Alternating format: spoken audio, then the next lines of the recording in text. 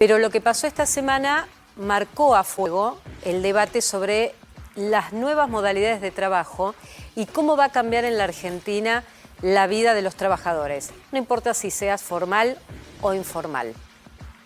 En algún punto esto va a afectar. Y está claro que esta semana, el viernes 27, esta semana va a pasar de todo, esta próxima semana, pero el viernes 27 va a tener un último capítulo, la reforma laboral en el Senado de la Nación. Senado donde Patricia Bullrich se llevó una primera victoria, después tuvo que enmendar uno de los errores de la ley, porque fue el único que se sacó, el famoso artículo 44 sobre las licencias por salud que empezaban a tener descuento. Finalmente eso se borró, tuvo que enmendarlo. Pero también hay otro actor político en el Senado, del cual el gobierno ya tiene la relación rota, sobre todo los Milei, tanto Javier como Karina Milei, y se trata de Victoria Villarruel. Pero ella ahí claramente va a hacer lo que tiene que hacer, que es presidir la sesión, ordenarla.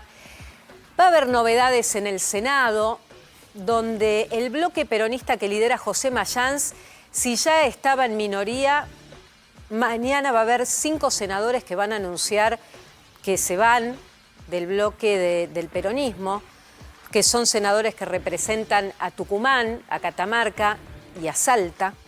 Y esos 5 senadores obviamente van a ser mella en el momento en el que haya que meter más presión o poder por parte del PJ, que hoy lo tiene a José Mayans como jefe del bloque. Eso por un lado, ya va a empezar movida la semana. O sea que este Senado que vos estás viendo, está claro que va a tener todavía más rupturas, y que el peronismo, que ha tenido claramente 2 derrotas parlamentarias muy profundas, tanto en el Senado como en diputados, va a profundizar la división con esta salida de los 5 senadores que mañana van a formalizar un bloque aparte del PJ que lidera Mayans.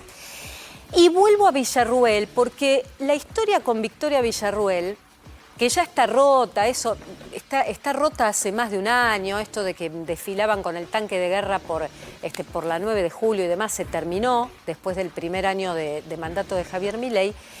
La tiene Victoria Villarruel otra vez envalentonada. Ella sale y entra de escena todo el tiempo, buscando el pulso mediático. Sabe que esta semana también va a tener mucha visualidad y posteó en estas últimas horas, lo hace con cuentas amigas de ella, algo que la busca diferenciarse de Javier Milei, pero en particular en la enemistad profunda y ya rota que tiene con Karina Milei, que es el vínculo político hoy que Karina construye con Patricia Bullrich y con Martín Menem, no así con Victoria Villarruel.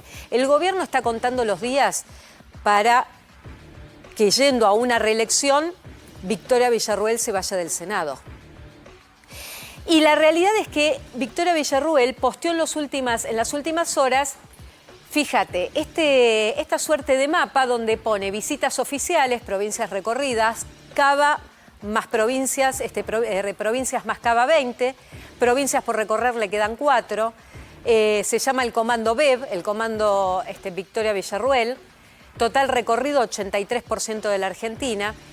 Claro, y con esto Victoria Villarruel quiere decir, yo sí recorro la Argentina, y lo que pasa, a diferencia del presidente, que en el último viaje a los Estados Unidos fue su viaje número 14 desde que es presidente, y 15, si querés, una vez que fue electo. Tiene más millas a Estados Unidos que a cualquier otra parte del mundo.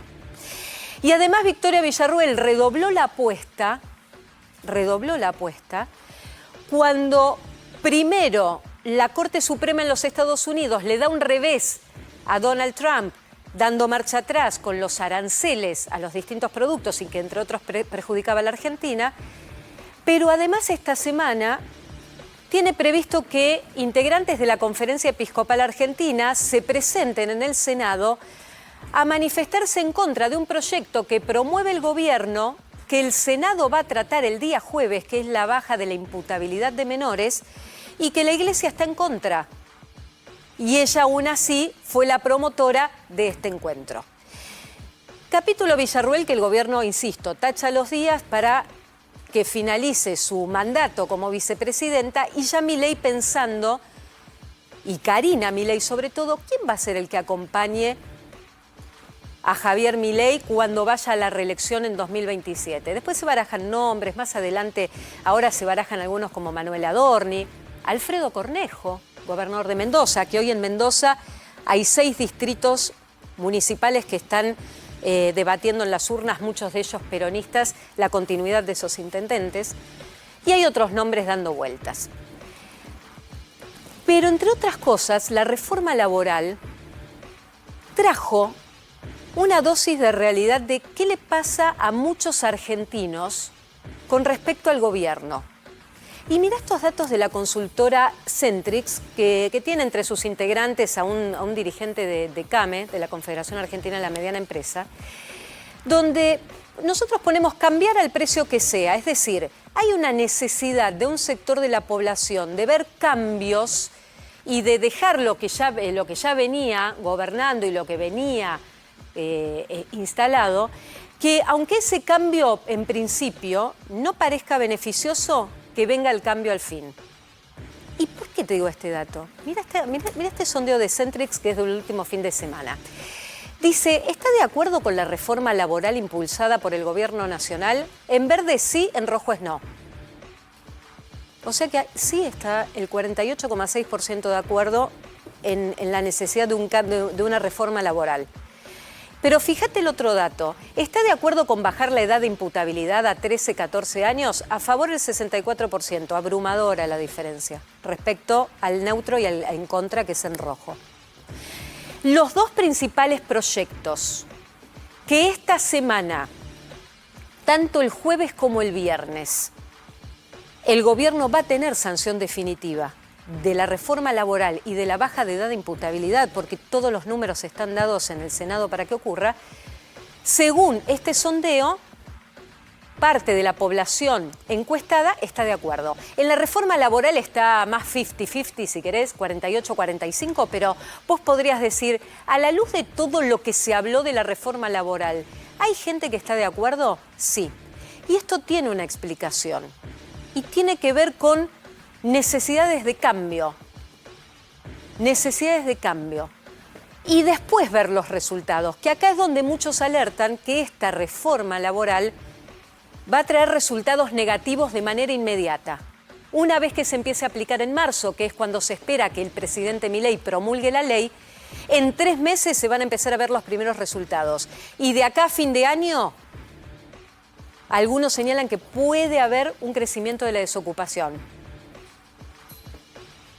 Y los datos están a la vista. Cuando Menem Cavallo hacen la reforma en el año 91, del 6 a casi el 9% se pasa de desocupación en el año 93. Y cuando se siguieron haciendo reformas durante el menemismo, Carlos Menem se va del poder con casi el 19% de desocupación. Ni hablar después el proceso de la Rúa, en 2001, con la famosa Banelco, que ahora se quiso instalar que hay girando una Banelco, todavía no hay ninguna denuncia formal presentada, que haya un arrepentido a lo Pontacuarto, en tal caso, para desnudar lo que algunos legisladores acusan, pero todavía sin pruebas ante la justicia. Y fijar este otro dato de la consultora Centrix en el mismo planteo y con los mismos encuestados. Le preguntan, en los últimos 12 meses, ¿usted o alguien de su entorno cercano perdió el trabajo? No, el 55%. Te dice que no, que ni el encuestado ni algún familiar cercano. Y casi el 42% te dice que sí. ¿Considera que su salario le está ganando a la inflación? Abrumador el dato. Fíjate en rojo. Casi 8 de cada 10 dice que no. Que el salario no le está ganando a la inflación. Y aún así, en este contexto donde la propia ministra Patricia Bullrich, senadora, hago la corrección, senadora Patricia Bullrich, dijo en sus expresiones cuando estaba defendiendo la ley en el Senado que estaba claro que la ley no está para generar más empleo, está para bajar la industria del juicio. O O sea que hay todo un sector de la población que está informado de lo que pasa con la reforma laboral, pero también hay otra explicación para un apoyo a la reforma laboral. Y es la alta tasa de informalidad que hoy viven muchos argentinos, que son cuentapropistas, con suerte monotributistas, con suerte pueden tener 2, 3 laburos en simultáneo para tener ingresos, y no mucho más. No se sienten representados por una CGT que buscó ayornarse, que con la renovación de autoridades logró su primer paro general con contundencia, porque esto hay que decirlo. Fue contundente el paro. No hubo transporte a la mañana, muy pocos colectivos circulando, 90% de las actividades paradas en la Argentina. Después obviamente tenías negocios abiertos. Y sí, el negocio de cercanía abre, porque lo abre su dueño, porque va el empleado que vive cerca.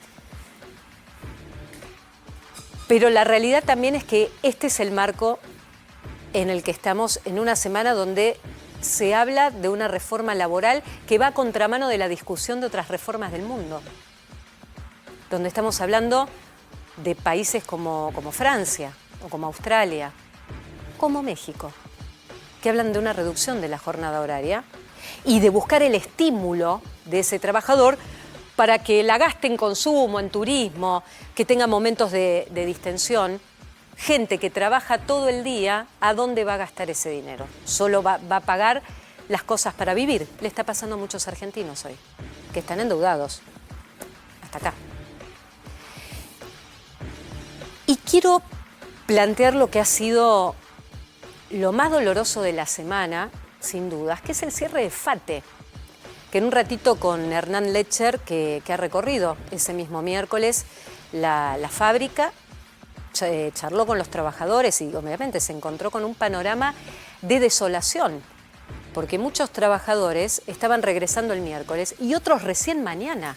La planta había cerrado durante un mes, se habían apagado las maquinarias, ya la planta estaba funcionando un 30%, estaba pérdida, según su propio dueño, Javier Madanes Quintanilla. Y mirá lo que es, nosotros te estamos mostrando una foto que te diría es bastante reducida. Si te mostramos una foto aérea de FATE, FATE está allí en el partido de San Fernando, a 2 cuadras de uno de los principales accesos como es Panamericana y ahí el ramal Tigre. Mirá lo que es este gigante. Y vos me dirás, cierra FATE, ¿qué van a hacer con todo este terreno? Y en las últimas horas se conoció que hubo una, podríamos decir, autoventa por parte del dueño de FATE, que es Javier Madanes Quintanilla, a lo que es obviamente su propia empresa de metalurgia, para hacer en el sector energético, ganando una licitación hace poco tiempo, vía LOAR, los servicios para tener generadores eléctricos tanto de EDENOR, de EDESUR y ser un lugar, obviamente, neurálgico de la zona norte para el reabastecimiento de energía y demás. Pero con una parte del terreno. Con la otra parte del terreno, algunos señalan que de acá a 3, 4 años podría generarse un negocio inmobiliario muy atractivo, que es el polo de un barrio cerrado, con todos los amenities que se te ocurran en una zona estratégica de San Fernando, con salidas estratégicas a Panamericana y al ramal Tigre y demás.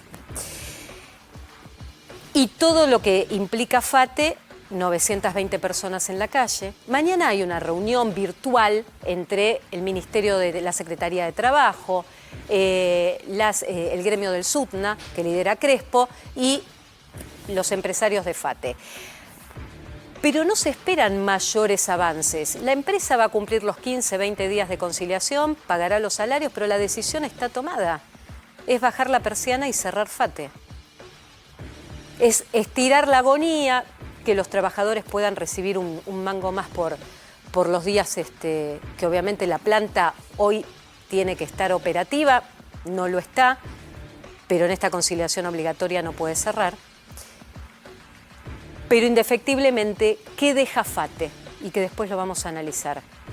¿Es un efecto dominó de otros gigantes como FATE de 80 años en la Argentina? Una empresa que vos decís, estas no cierran ni ahí. y finalmente cerró? Porque una cosa es que hubo épocas de la Argentina donde se desprendió de personal, es cierto, pero que hubiese cerrado definitivamente, bajado la persiana para terminar con el negocio de los neumáticos, no había ocurrido. Así que esto es lo que ha dejado, sin dudas, una semana muy atravesada por lo que nos pasa en la vida de los argentinos con el mercado laboral. Y sin dudas esta semana, la reforma laboral, cuando haya sanción definitiva, y Javier Milei, el presidente, el próximo domingo a esta hora, que esté en vivo GPS, el presidente va a hablar en cadena nacional haciendo la apertura de sesiones en el Congreso. Lo mismo que hizo el año pasado, se va a referir a este tema. Lo que te estamos mostrando ahora, nosotros estamos con nuestro móvil en vivo. Allí se está llevando adelante un festival. Están los trabajadores de FATE, que en promedio y ya Hernán nos contará, pero en promedio, y esta semana entrevistando a algunos de los trabajadores, están entre 5 y 20 años de antigüedad. Algunos tienen más, 30 años. A otros les falta un año para jubilarse. A los hombres les falta un año para jubilarse. Sueldos de 1,5 millones de pesos, 1.700.000. Salarios congelados el último año. El gremio del SUTNA que lidera Crespo diciendo nosotros éramos el problema si el último año no generamos ningún tipo de conflicto ni paralización, aun cuando recibíamos de respuesta aumento cero. La decisión ya estaba tomada, que era finalizar este proceso. Obviamente que al presidente Milei, que lo tuiteó, le llamó profundamente la atención y lo dijo, conspiranoico yo, tuiteó. El mismo día en que FATE, el miércoles, venimos del feriado de semanas de carnavales, se anuncia en la madrugada que cierra y el jueves se trataba la reforma laboral en diputados. Este es el escenario de una Argentina en donde lo que hay que mirar de FATE es si FATE es la punta del iceberg del comportamiento de otras empresas argentinas, o estamos hablando de un hecho aislado, particular, y un cambio de paradigma en el mercado de trabajo de la Argentina, porque todos los domingos en GPS hablamos del mercado informal. Gente que trabaja por aplicación, de motos, de autos, que presta servicios como cuentapropista. El traslado de casi 300.000 personas que han dejado de estar en blanco, que han dejado de aportar a la jubilación desde que asumió el presidente Milei hasta ahora, y muchas de ellas que se abrieron un monotributo para poder facturar servicios, aquellos que pueden, y el resto en una economía absolutamente informal.